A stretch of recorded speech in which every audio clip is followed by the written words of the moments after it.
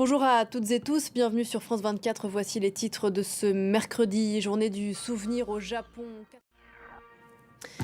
Il était 8h15 au-dessus d'Hiroshima, 1h15 à Paris, ce 6 août 1945, il y a 80 ans. 80 ans après les bombes, certains Japonais par ailleurs ne savent toujours pas ce qu'il est arrivé à l'époque à leurs proches et continuent d'essayer de trouver des réponses à leurs questions. Illustration sur l'île de Ninoshima, des images commentées par Natalia Odisharia. Voilà pour cette date anniversaire et cette cérémonie, ces cérémonies du souvenir au Japon. Steve Witkoff est à Moscou à 2 jours de la fin de l'ultimatum posé par le président Trump pour que la Russie mette fin à son offensive en Ukraine.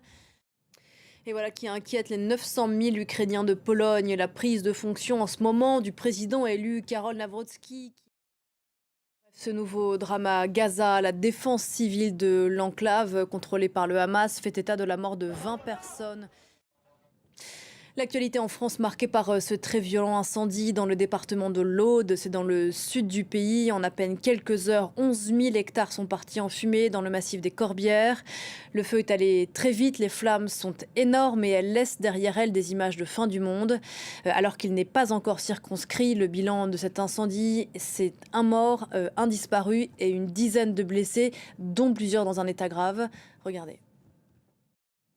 Pour tenter de lutter contre ces incendies dans l'Aude comme ailleurs, la France dispose désormais d'un nouvel outil, un avion assez unique en son genre, capable de survoler les feux pour analyser l'impact des flammes en temps réel. Nos confrères de France 2 nous font monter à bord.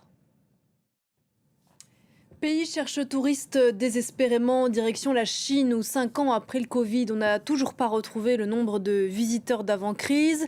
Alors Pékin multiplie les mesures pour les attirer, mesures notamment administratives, et ça passe par des exemptions de visa. Et ça marche visiblement. Reportage de nos correspondantes en Chine, Eudeline Boisult et Yenali. Voilà pour l'essentiel de l'info, on se retrouve dans un quart d'heure sur France 24.